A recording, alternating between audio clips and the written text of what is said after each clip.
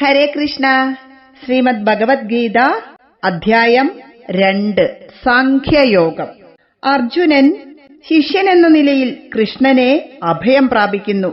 കൃഷ്ണൻ നശ്വരമായ ഭൗതിക ശരീരവും ശാശ്വതമായ ആത്മാവും തമ്മിലുള്ള അടിസ്ഥാനപരമായ വ്യത്യാസം വിവരിച്ചുകൊണ്ട് തന്റെ ഉപദേശങ്ങൾ ആരംഭിക്കുന്നു. പുനർജന്മമെന്ന പ്രക്രിയയും ഭഗവത് പ്രീതിക്കായുള്ള നിസ്വാർത്ഥ സേവനത്തിന്റെ സ്വഭാവവും ആത്മസാക്ഷാത്കാരം നേടിയ ഒരാളിന്റെ സവിശേഷതകളും ഭഗവാൻ സാഖ്യയോഗമെന്ന ഈ 2-ാം അധ്യായത്തിൽ വിവരിക്കുകയാണ്. ഒരു മനുഷ്യനെ ആത്മതേജസ്സോടെ ജീവിത വിജയത്തിലെത്തിക്കുവാൻ ഈ ഒരു അധ്യായം മാത്രം മതി. ഈ ഭൂമിയിൽ ജനിച്ചു വീണ എല്ലാ മനുഷ്യരും വിഷാദത്തിൽ തന്നെയാണ്. ആ വിഷാദത്തിൽ നിന്നും അവനെ ജീവിത വിജയത്തിലെത്തിക്കുന്ന ബ്രഹ്മോപദേശമാണ് 2-ാം അധ്യായമെന്ന ഈ സാഖ്യയോഗം.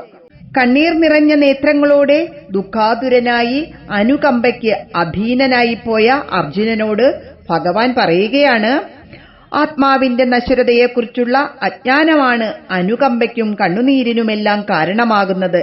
ഇവിടെ വ്യാമോഹമാകുന്ന വൈരിയെയാണ് ആദ്യമേ തന്നെ ജയിക്കേണ്ടിയിരിക്കുന്നത്. കർത്തവ്യാനുഷ്ഠാനത്തിന് ബാധകമായി നിൽക്കുന്ന വ്യാമോഹത്തെ അകറ്റാൻ ഭഗവാന്റെ കാരുണ്യം അത്യാവശ്യമാണ്. ഒരു ക്ഷത്രിയൻ എന്ന നിലയ്ക്ക് യുദ്ധരംഗത്ത് നിൽക്കുന്ന അർജുനന് ഈ വ്യാമോഹം അപകടകാരിയാണ്. അതറിഞ്ഞ് സർവാന്തര്യാമിയായ ഈ 14 ലോകത്തിനും ഏകനാഥനായ ഭഗവാൻ ആത്മതത്വം ഉപദേശിച്ച് അർജുനനെ കർമ്മോന്മുഖനാക്കുന്നു.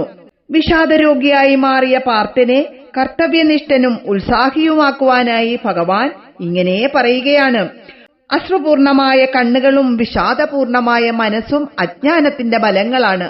അതേസമയം കൃപ അഥവാ കാരുണ്യമെന്ന ദൈവിക സമ്പത്തും അർജുനനുണ്ട്. ആ വിധത്തിൽ അർജുനൻ സത്യോപദേശത്തിന് അധികാരിയാണെന്ന് വ്യക്തമാക്കുന്നു. ഈ വിഷാദവും ആകുലതയും അകറ്റി അർജുനനെ കർമ്മോന്മുഖനാക്കാനാണ് ഭഗവാൻ ശ്രമിക്കുന്നത്. വിഷാദാലസ്യങ്ങൾ സത്യഗ്രഹണത്തിന് വിഘ്നകാരികളാകുന്നു. അശ്രുവും വിഷാദവും യാഥാർത്ഥ്യബോധമില്ലായ്മയുടെ ഫലങ്ങളാണ്. ദൈവീ സമ്പത്തായ കാരുണ്യം അർജുനനുണ്ട്.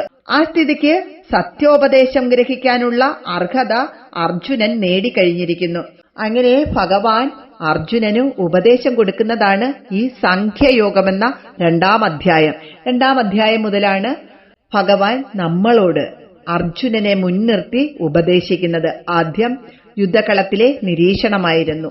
ഇനി നമുക്ക് ശ്ലോകം തുടങ്ങാം. ഹരേ കൃഷ്ണ.